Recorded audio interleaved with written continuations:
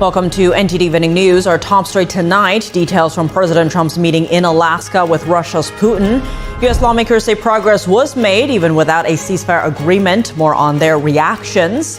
Two geopolitical analysts join us to unpack what to expect at tomorrow's White House meeting between President Trump and Zelenskyy post-Alaska summit with Russia's Putin. A rehabilitation doctor explains why weight loss is one of the most commonly discussed topics between physician and patient, plus details on what we know about weight loss medications. And a prehistoric fossil is taking a vacation in Europe. Her name is Lucy, a more than 3 million-year-old skeleton first found in Africa.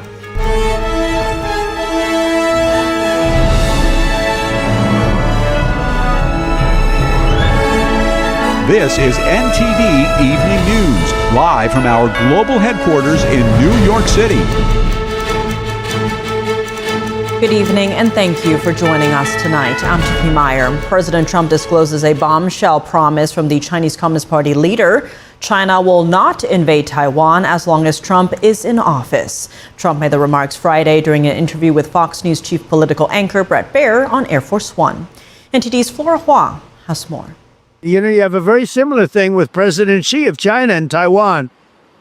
But I don't believe there's any way it's going to happen as long as I'm here. We'll see. He told me, I will never do it as long as you're president. That's President Xi told me that. And I said, well, I appreciate that. But he also said, but I am very patient. And China is very patient. I said, well, that's up to you. But it better not happen now.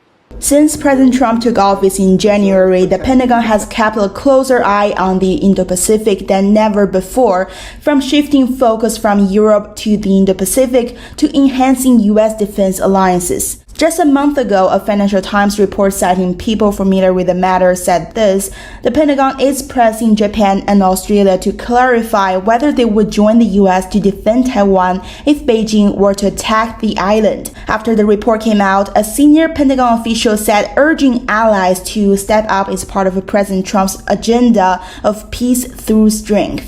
Zooming out, the self-governed democratic island of Taiwan is facing mounting threats. The U.S. Indo-Pacific commander said China's military aggression toward Taiwan surged 300% last year.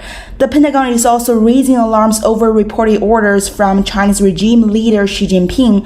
The orders urge the military to be ready to invade Taiwan by 2027. That's less than 2 years away. Although Xi's promise supposedly covers Trump's tenure until 2028, it's worth noting Xi had violated promises to Trump before, including China's previous trade deals with the U.S. Flora Hua, NTD News. Outside of the meeting in Alaska, the Trump administration also took other measures, like extending the China tariff truce.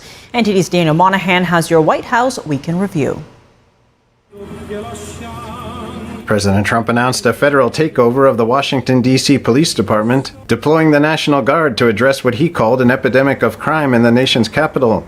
People are so happy to see our military going into D.C. and getting these thugs out. D.C. U.S. Attorney Jeanine Pirro pushed back on statistics, arguing that crime was down in D.C.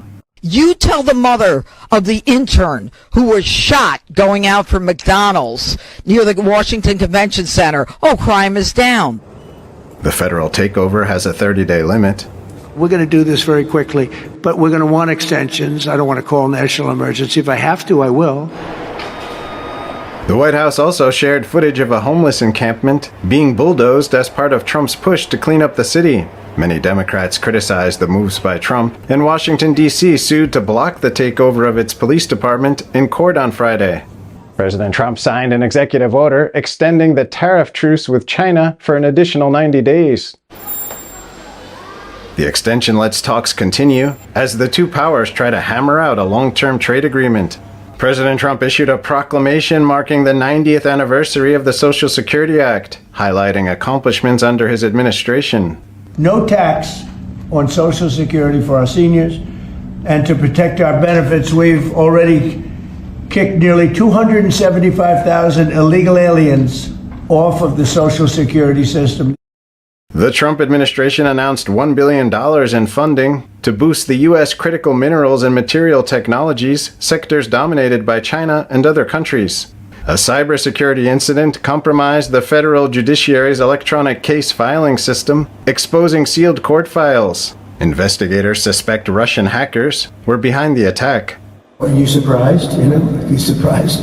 They hack in, that's what they do. They're good at it, we're good at it. We're actually better at it. President Trump unveiled the 2025 Kennedy Center honorees, announcing actor Sylvester Stallone as one of those selected. Trump recalled the first time he saw Rambo in the cinema. I was in a movie theater, like we used to go to movie theaters a lot, and I said, this movie is phenomenal, what the heck? And that turned out to be a monster. Rocky is Rocky. GE Appliances said it plans to invest $3 billion to expand and modernize its U.S. factories over the next 5 years, with the Trump administration calling it the Trump effect. Vice President J.D. Vance visited American troops at Royal Air Force Base Fairford in England.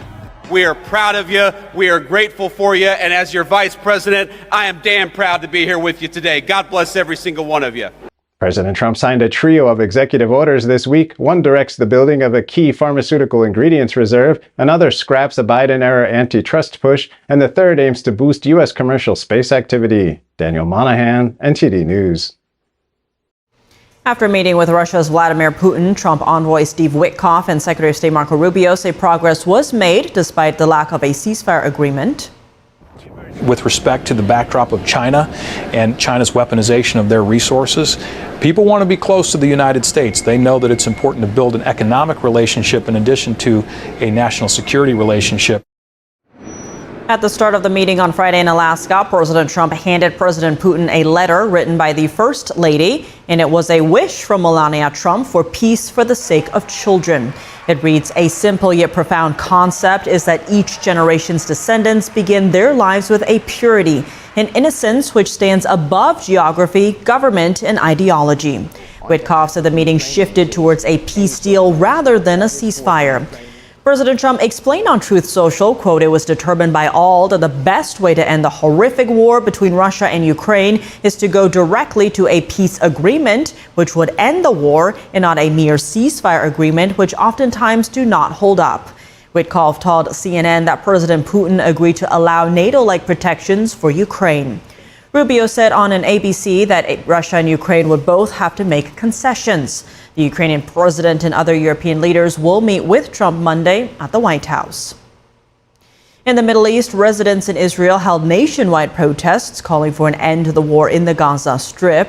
This comes as Israeli forces announced plans to evacuate residents from combat zones in the territory. NTD's Jason Perry has the details. On Sunday, Israeli police sprayed water cannons at a group of protesters blocking a tunnel in Jerusalem. The police said they arrested multiple people and that blocking highways is not considered a lawful protest. However, during the nationwide protest, others blocked another part of a highway on the same day as they called for the release of the remaining hostages and for an end to the war in the Gaza Strip. Protesters also blocked another highway in what was part of a nationwide strike to pressure the government to end the war in the Gaza Strip. Israeli Prime Minister Benjamin Netanyahu shared his thoughts on the situation.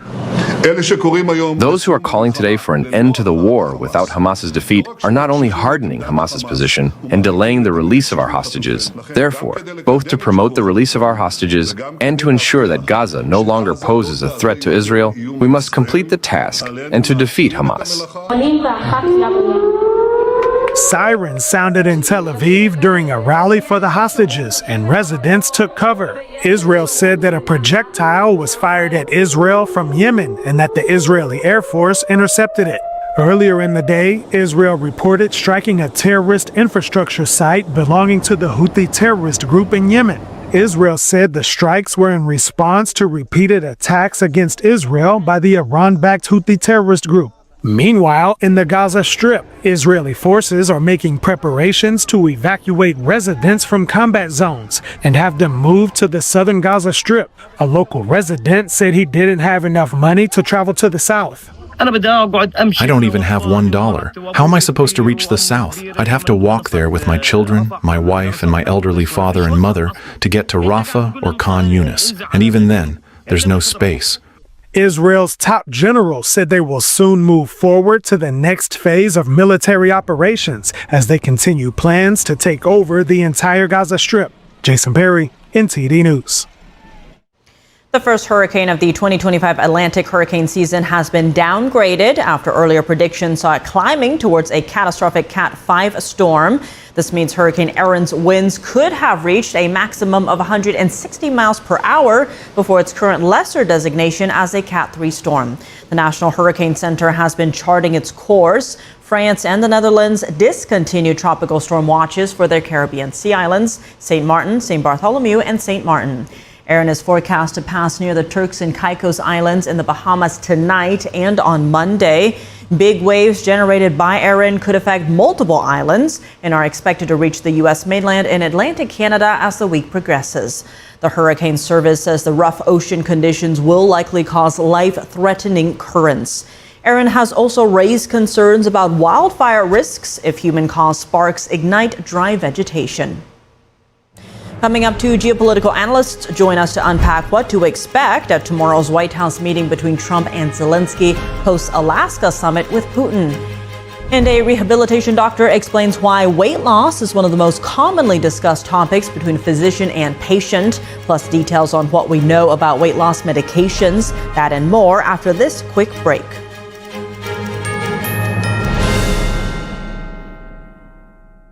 If joint pain from aging is slowing you down, Omega XL can help you get back in the saddle, just like it did for John Walsh. Today I'm here at my ranch exercising some of my polo ponies. Got to be really fit to ride these horses. So as you get older, it gets tougher. I was starting to suffer some of that business, and then I ran into somebody who said, look, you should try Omega XL, and look what it's done. I feel better than I felt in the last 30 years. I'm Reve Walsh. I'm John Walsh's wife. I ride fox hunters, and sometimes I'm in the saddle for 3-5 hours at a time.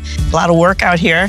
I wouldn't have been able to do this. Muck a stall, throw hay, do all the things that needs to be done on a ranch a couple years ago. But Omega XL gave me the ability to get back in the saddle. It works great. Once you try it, you don't want to be without it. It makes a huge difference. It does. Take it every single day, and you know, there's a benefit. It's made you a lot nicer to me. If you've been living with pain, it's time to get this special offer, the Omega XL, the joint health supplement that millions have trusted for more than 20 years. Omega XL, it's sourced from the green-lipped mussel, exclusively found in the pristine waters of New Zealand, some of the cleanest waters on Earth. Omega XL, it's natural, drug-free, and it's backed by more than 40 years of clinical research that show it really works. Try Omega XL today. Pick up your phone and call the number at the bottom of your screen right now for a special offer. Buy one, get two free.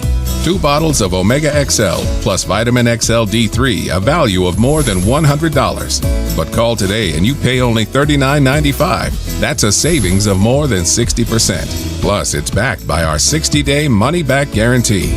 Try it. You got nothing to lose. Call or go online right now to get this special offer. 2 bottles of Omega XL plus Vitamin XL D3 for only $39.95. Call now.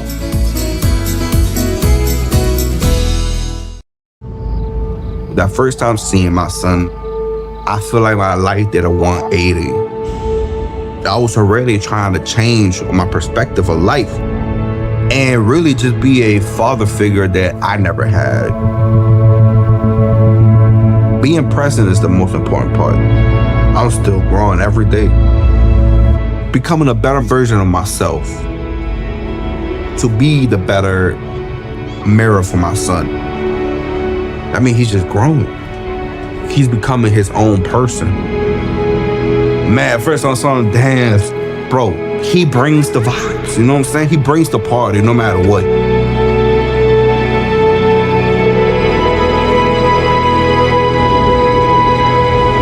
He really a definition of like why he loves somebody. And I love him to the death of me.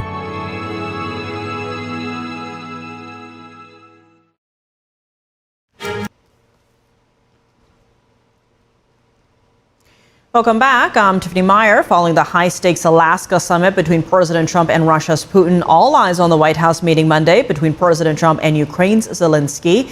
European and NATO leaders will also be present. The big question remains, will there be a ceasefire or durable peace agreement?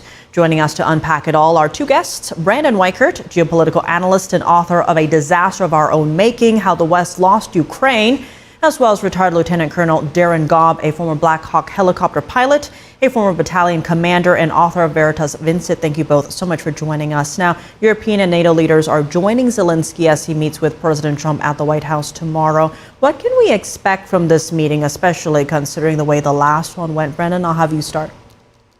I think it's a disastrous mistake to have the Europeans coming alongside Zelenskyy. It is obviously an attempt to ambush the president, Trump. They are very concerned that Trump and Putin have created a new,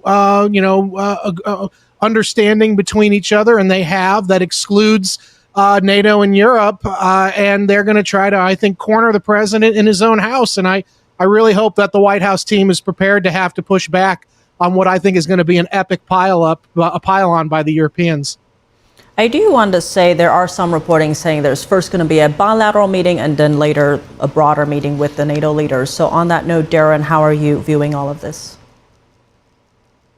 Yeah, I'm concerned about the European national leaders in general also. And the reason why is because it actually helps the European nations to keep this war going in some regards, because their economies are requiring it. And that's a concern. Whenever nations are willing to perpetuate a war because they are seeing economic gain themselves, then I question their motives. Now, I know they're invited by the White House to be there for this, and I suspect that this concern is not a surprise to the White House. Now, Russia's economy is also failing. And frankly, so is our ally China. So there's a lot of ways that the leverage points could move around. But I focus on the fact that what is best to achieve a ceasefire, or maybe to achieve a peace agreement, which I think is less likely there, because the people are the ones who are dying in this war, and it rarely ever is it the politicians. So hopefully they can come to something that'll at least make the shooting stop. And on that note, Brandon, President Trump said Saturday that the best way to end the conflict is by going straight to a peace agreement, as ceasefires often don't hold up. Now, when it comes to hammering out next steps, security guarantees, etc., how likely are we to see a ceasefire or durable peace agreement tomorrow? I doubt there's going to be a ceasefire. The Russians have said under no circumstances will they accept a ceasefire. And to be fair, they're winning the war, and a ceasefire would only hurt their chances of continuing to win the war. And unfortunately, we have to factor that in to any post-war scenario, or to get to a post-war scenario. We have to also factor in what the Russians want, not just what we and the Europeans have planned for. And so I don't think there's going to be a ceasefire, but I'm very worried that the Europeans are coming in to scuttle whatever new set of agreements that Putin made with Trump. Because remember, they weren't just talking about Ukraine and Alaska. They were really talking about beyond Ukraine, rare earth mineral development and things like that. And I think that the Europeans are really trying to meddle because, as your other guest said rightly, without NATO, without this war, the European sort of relevance geopolitically evaporates overnight, and their economies are going to be damaged by the end of this war. Now, Darren, many are pointing out that President Trump reposted on Truth a post saying that Ukraine will have to lose some territory. What would the new borders, if you will, look like? What would each side be conceding? Yeah, I think that's ultimately the biggest bargaining chip that's left as far as who gets what, and you're going to be moving some lines around a map for a while, saying yes or no, and to attempt to get to the point where both agree. Just over 2 years ago, or a little bit more than that, actually, I said I think it was on your show and maybe a few others in some other channels, that what you're going to see most likely is a redrawn map with a line that you can snap between Odessa and Kursk. Yeah. And within that region to the east, you're going to see some of that property become Russian. Like it or not, that's the reality on the ground. So Donetsk, Luhansk, of course, being some of the obvious, but it could go a little bit bigger than that. It's really, at this point, a lot of that is in the court of Zelenskyy and how much hardball he wants to play when it comes to saying he's not going to give up land at all, and then try to use the fact that his constitution and government has to vote on it, which they've ignored their constitution before. So we'll see. I suspect they're going to be giving up something. And Brandon, given how long the fighting has been going, what is bringing the two sides to the table? How likely are we to see this conflict end, this year? Well, I think that one way or the other, the conflict's going to be over for the American side probably in the next 45 to 90 days. That could be a frozen conflict, but where we want out, we're repositioning, or we're going to be. The thing I'd be watching out for is Zelensky's level of intransigence. I have been told by sources of mine that Valery Zaluzhny has been meeting with MI6, and that there is talk about a possible track 2 approach.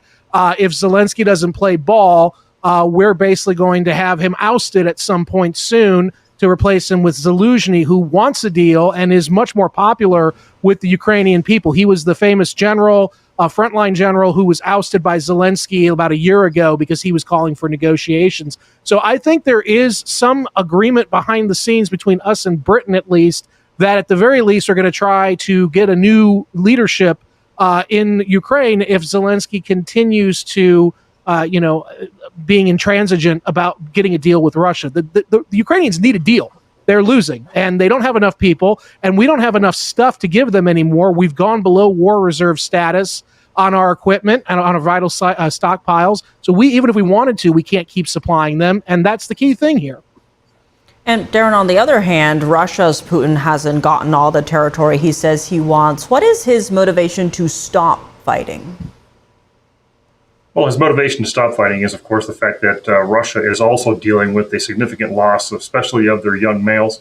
So they're going to be dealing with a crisis there in the near future, plus his economy. He needs to open up Western markets, if he can, to sell the energy, especially if we lay on tariffs directly and secondary tariffs to allies who still buy oil from Russia. So for Russia, it all comes down to their economy and how well they can sustain a war economy versus something productive at this point.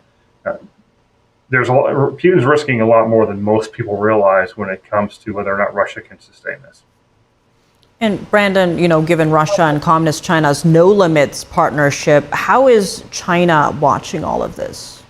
Well, China very badly wants Russia and America, their two biggest geopolitical competitors, to continue duking it out in Ukraine. They're benefiting in China from this. Obviously, we're bleeding ourselves dry. The Russians are totally committed to the European theater, leaving the Asian theater completely open for China to exploit, which they are. Ultimately, though, don't buy this notion of a no-limits partnership. I do not believe that there is a no-limits partnership in practice. I think once the Ukraine war, if it ends one way or the other, suddenly Russia and China will find themselves squaring off again, as they historically do. It should be American foreign policy's priority for us to get Russia inside of our tent, not outside of our tent. And you do that by getting a quick end to this war and then cutting Russia into rare earth mineral deals, oil and energy deals, and also give them a slice of this Zangezur corridor in Azerbaijan that's being built, which is going to completely remake East-West trade in Eurasia. We got to get Russia on side. That'll separate them from China. That weakens China.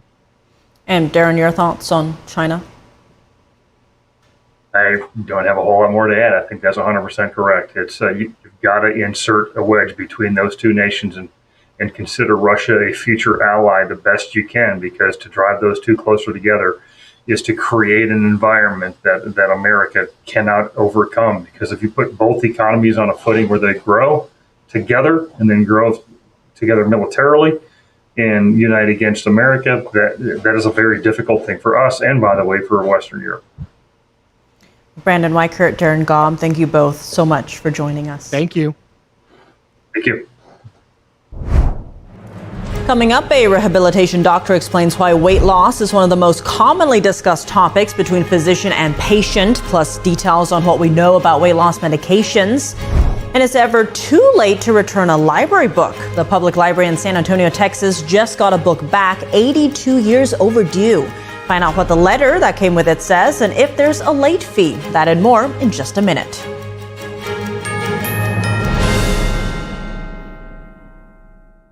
Hi, I'm Ryan Blaney, a third-generation race car driver, and we dedicate a lot of our time to going as fast as possible. My grandpa Lou is the reason why my dad and I started racing, and I'm really proud to follow in his tracks. But when my grandpa was diagnosed with Alzheimer's, it was a very unexpected bump in the road for us. I've learned a lot on this journey with my grandpa Lou, and the memories of my grandpa will always be with me. And in our family, we're used to getting involved, and I encourage you to do the same, especially when it comes to caring for your loved ones. When I think about Alzheimer's and the impact it had on my family, I recognize that losing a race isn't such a bad day after all. It's important to notice if older family members are acting differently, experiencing problems with their memory, or having trouble with routine tasks. Talking about Alzheimer's can be really tough, but if you notice something, have a conversation with your loved one. Encourage them to see a doctor or offer to go with them. Early detection of Alzheimer's can give your family time to explore support services, make a plan for the future, and access available treatments. If you or your family are noticing changes, it could be Alzheimer's. Talk about seeing a doctor together. There is a road laid out for me. Boxes everywhere, and this is gonna be Addie's room. I am blind, you really like it? I hope so. Yeah. I know this road is there for me. There is a long way. First night here, but Amy seems cool. The waist down by the river. I am blind, but I need not see. I got this. I know this road is there for me. Okay. If I'm really free, take me down to the river and wash me.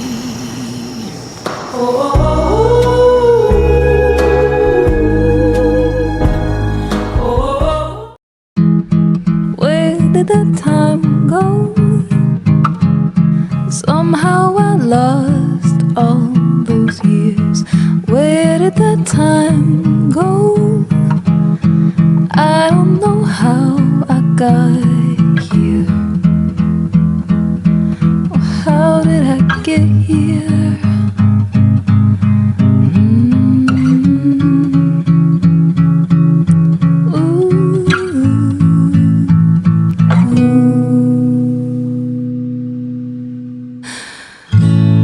I can see now. You've done the hard part. You quit smoking.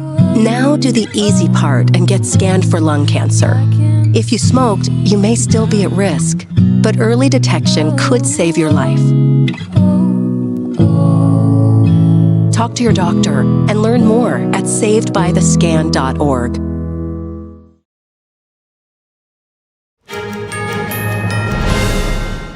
Welcome back. I'm Tiffany Meyer. Weight loss, it's a forever popular topic, central to both our appearance and our health. But how much do we really know about weight loss medication? In this episode preview of Vital Signs, host Brandon Fallon sat down with Dr. Damon Noto, a pain medicine and rehabilitation specialist, to learn more about the impacts of weight loss drugs. It's not surprising that many turn to weight loss medication as a way to look and feel better, and to also guard against the higher risks of heart disease, stroke, and other dangers that come with being overweight. Originally for diabetes, the drugs Ozempic and Mounjaro are now widely being used for weight loss. How effective are they though? Does one trigger more weight loss than the other? Are they safe? On the other hand, some take weight loss supplements as a more moderate option. What results do they bring? And why do certain weight loss supplements affect blood sugar or influence the bacteria in the gut? Today, rehabilitation and pain medicine specialist Dr. Damon Noto is back to shed light on these and other questions.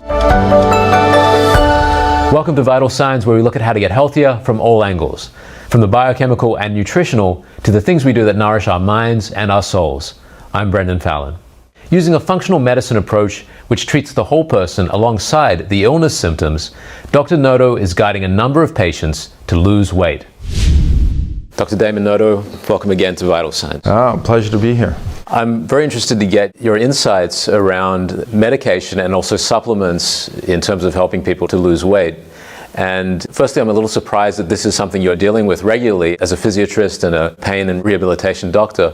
How is it that you're working with weight loss to such an extent? Well, since the pandemic, people gained weight as 15, 20 to 25 pounds have not come off. So no matter what patient is coming into the doctor's office, very common, they're complaining about, I gained weight, I can't get it off. So almost every physician is hearing about it and dealing with it. And it's such a common thing with patients that it's unavoidable. And I have patients coming in, you know, my knee hurts, but also, doc, I gained 35 pounds, I can't lose it. So it's something we can't escape, and we have to be able to deal with and become knowledgeable about. And that highlights a point. It's not just people wanting to lose weight because they don't like the way they look. It affects different parts of your body. It can cause joint pain. Absolutely. It's just not healthy to have too much weight on the body. So looking at it from an orthopedic point of view, if you're having too much weight on your joints, obviously it's not good. You have too much weight on your body, it's not good for your back, right? So people have back pain. Plus the health consequences of being overweight leads to diabetes, high blood pressure, heart attacks. It's just not good to be overweight, especially when we talk about high visceral fat, and that's the fat where it goes in between the organs and things that you can't see. That's a sign for unhealthy future because it leads to inflammation, leads to diabetes, leads to high blood pressure. How can people tell if they've got a lot of visceral fat? Actually, it's very difficult. You can't look at a person and say, oh, I know you have high visceral fat. There's something called skinny fat, which means like you look very skinny from the outside, but when I put you on a DEX scanner, that actually can show you exactly how much weight you have from muscle, from bone, from fat, and then it can break fat down into traditional adipose fat or visceral fat. There are these fancy scanners out now that you see in the gym, and they do a rough estimate of how much visceral fat you have, but they're not that accurate. In terms of visceral fat, which is more problematic than fat that is more visible, this is something that people would be targeting potentially with these kind of medications that are out and also what's available on the supplement side. My impression of medications, I know it has like for losing weight, there's kind of a dark history there. I think about the actress Judy Garland and the trouble she had with amphetamines to lose weight. This is, going decades and decades back. Can you comment on that a little bit, Dr. Noto? I mean, even 10 years ago, most of the medicines we had for weight loss were amphetamine or stimulant-like medications. To see that full interview and others on how to optimize health, go to ept.ms/vital signs. Vital Signs offers general health information not intended as medical diagnosis or advice. Please consult your doctor before undertaking a new health regimen.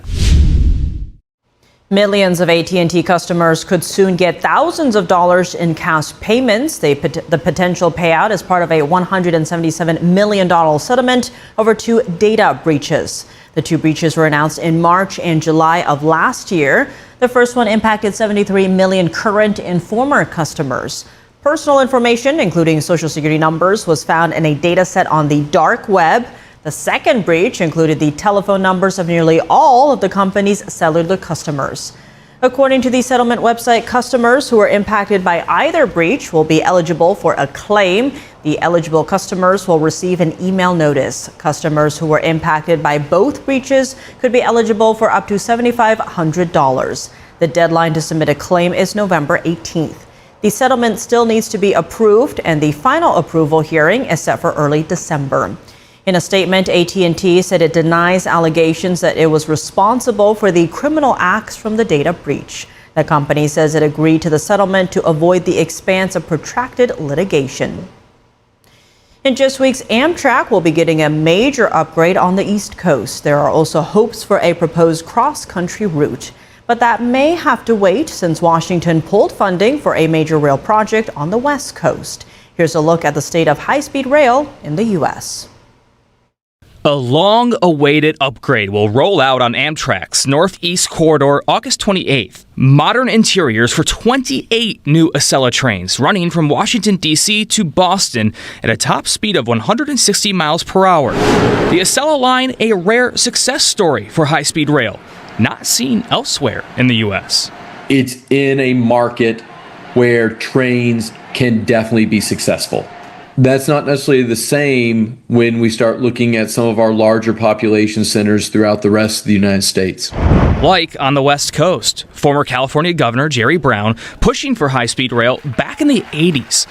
Despite voters approving roughly $10 billion in 2008, it's yet to be built. Once you make the commitment, it then becomes a question of, do you have the political will to see through the investments? At a national level, that will appears to have jumped the tracks. Just this year, the Trump administration pulled the plug on both $4 billion in funding for California's rail project and $63 million for a project connecting Dallas and Houston.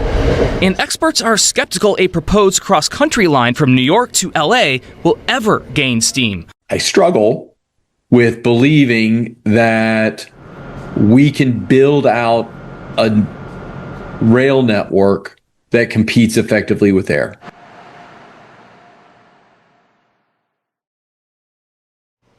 Sammy Steinman is a Holocaust survivor who remained silent for much of his life. That changed after a chance encounter led him to embrace his story and share it. Now he speaks to students around the world about resilience, responsibility, and the freedom that comes with forgiveness. Watch.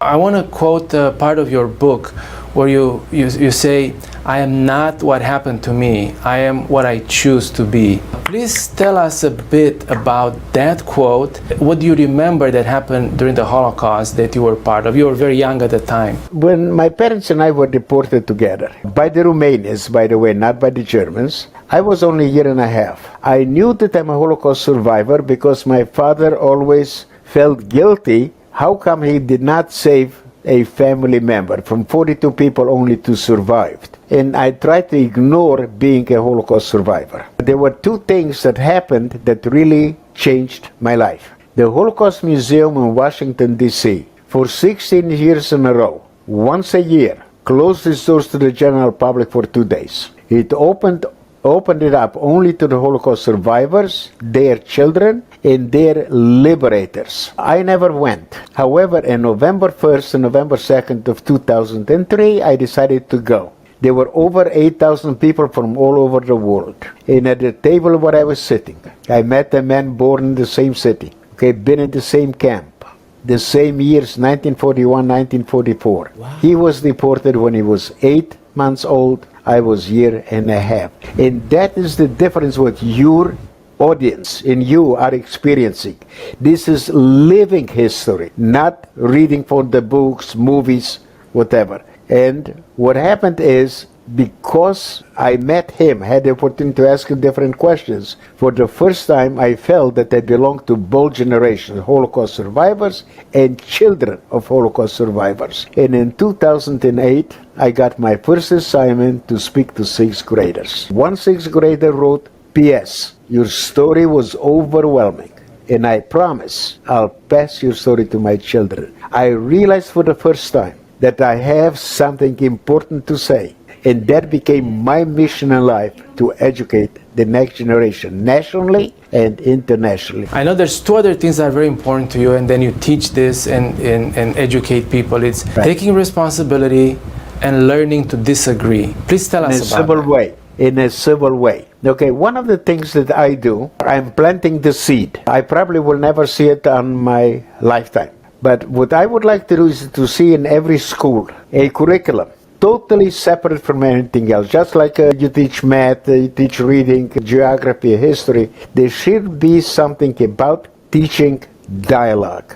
Dialogue encompasses every aspect of life. What happens is, if you pay attention to the news, TV, and everything else, our leaders do not teach the young people responsibility. According to them, it's always somebody else's fault or circumstances. I have been homeless. I live under the poverty line. But I was betrayed by people that I trusted with my life. By taking responsibility, because I did something that caused, for me to be in that situation.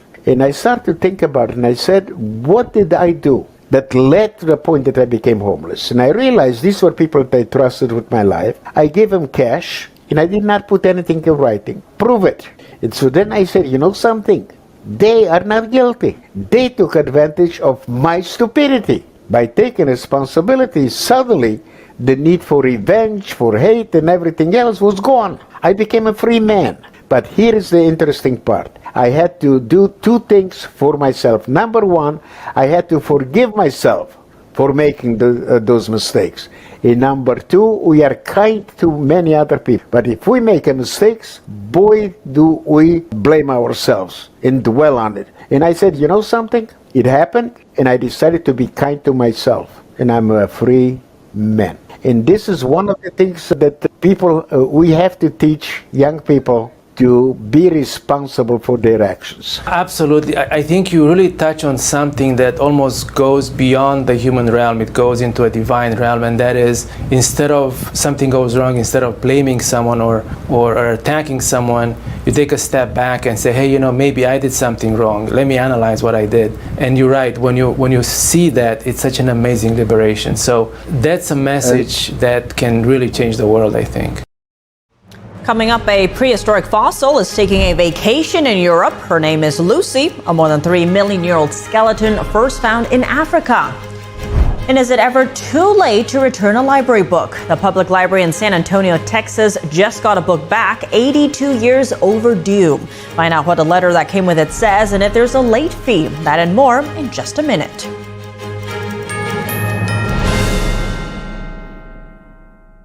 The bladder control aisle. You won't shop here again. Your private business is your own. The constant struggle is over. Now there's a better way. It's HDIS. We home deliver bladder control products. We understand how you feel. For over 25 years, we've home delivered to many of the 20 million Americans who deal with incontinence. We offer all brands. We pay shipping and use plain, unmarked boxes.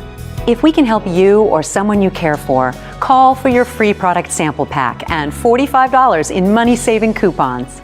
Our counselors will help you choose the right product. And unlike stores, we're always in stock. You'll get what you need. Satisfaction guaranteed. HDIS, the better way. For your free sample pack with your free catalog, $45 in money-saving coupons, and free product samples, call 1-800-701-6159. That's 1-800-701-6159. Divinely inspired traditional oil painting inspires compassion. Artwork created in truth and beauty illuminates a path to goodness. Rediscover traditional art, revive classical culture. We warmly invite oil painters from around the world to participate in the 7th NTD International Figure Painting Competition, a celebration of classical realism. Please visit oilpainting.ntdtv.com. There's a whirlwind of emotion and activity going on in this painting. And there's chaos all around and threat from below. The wolves surrounding her, and they're anything but unmoved. They're moving all the time, and we sense that. But this little girl remains.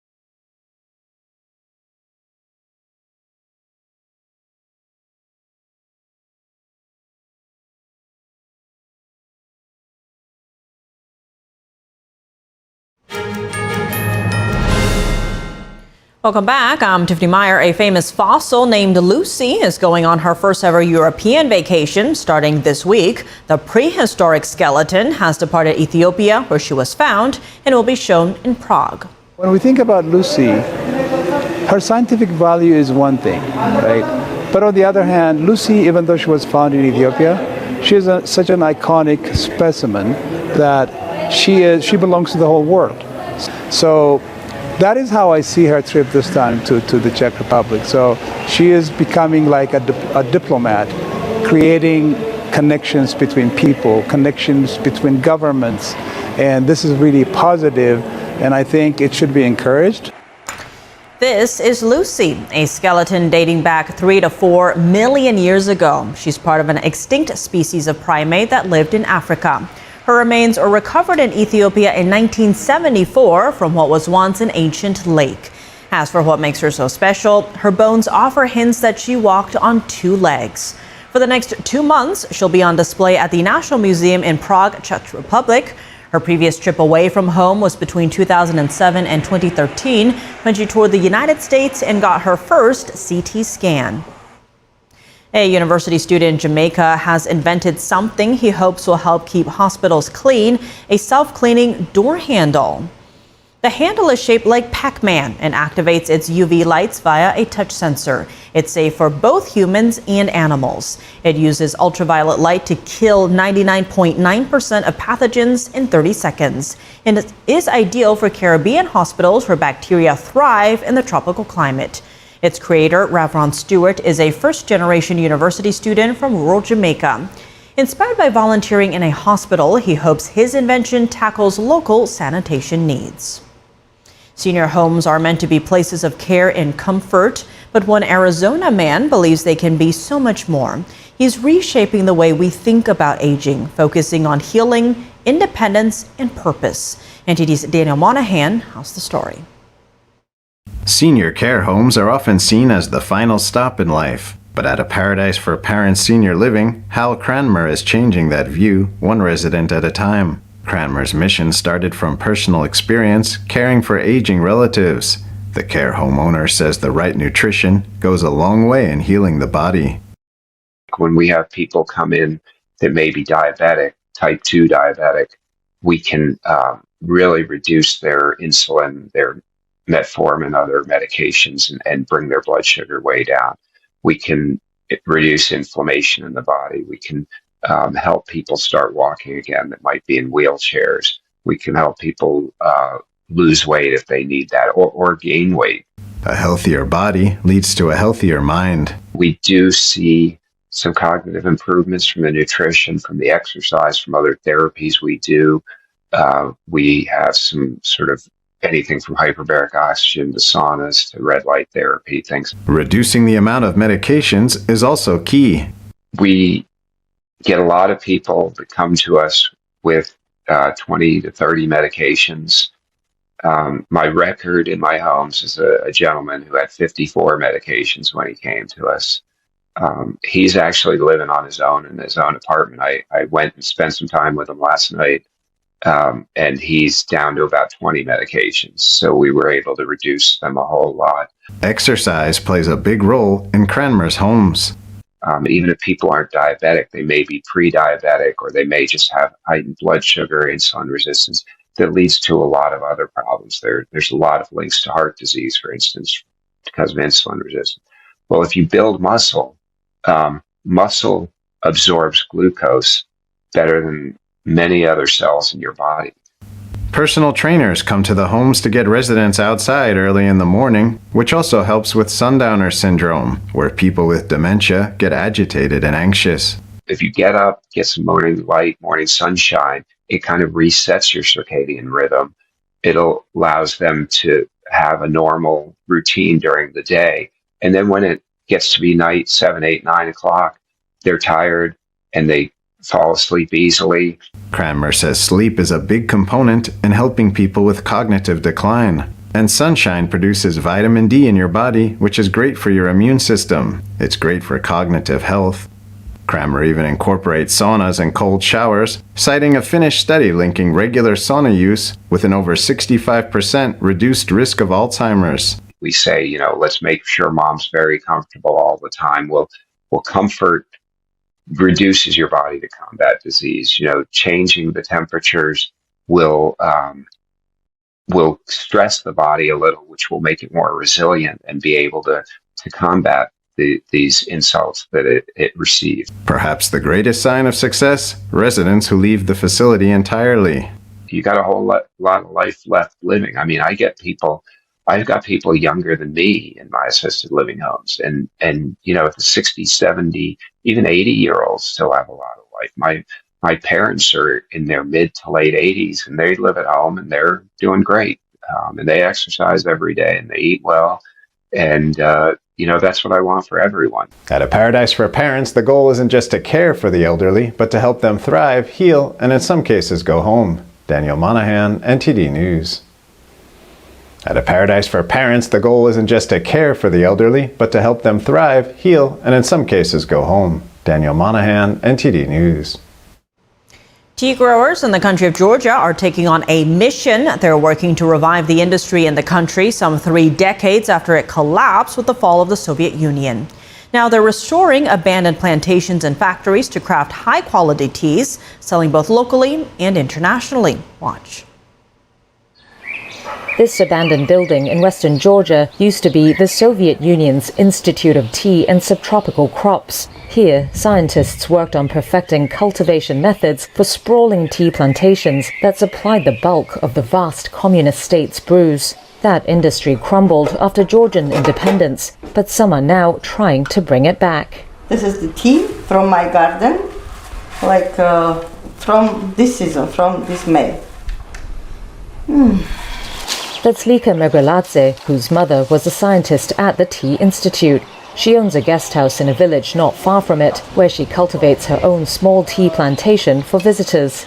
It was only one whole Soviet Union researching institute for tea and then as a subtropical culture with huge laboratories, different laboratories. It was experimental fields for tea, for different plants. It was experimental tea factories. Megreladze recalls the tea industry's collapse after the Soviet Union collapsed in 1991. Georgia, a young country, could not save this huge industry, she said.